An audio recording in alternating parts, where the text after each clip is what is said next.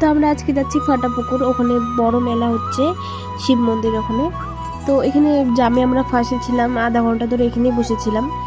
বসে থাকার পরে তখন আস্তে আস্তে জামটা খোলার পরে তখন এখানে ফাটাপুকুর চলে আসছি। এখানে এসে দেখি এত সুন্দর লাগছে জায়গাগুলো, চা পাতা বাগান ছিল।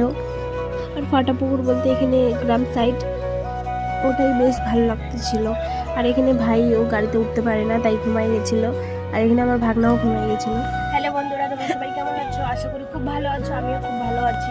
তো আজকে আমরা আসছি, আমি জানতাম না যে ওটা জায়গাটার নাম হলো ফাটাপুকুর। তা আমি ওখানে বলে দিয়েছিলাম ঘোষপুকুরে আসছি আমি। তো দেখতে থাকো। তারপরে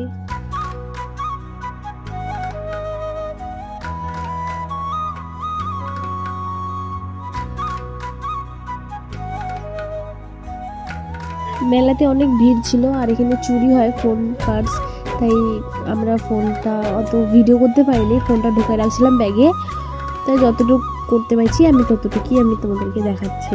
তো দেখো,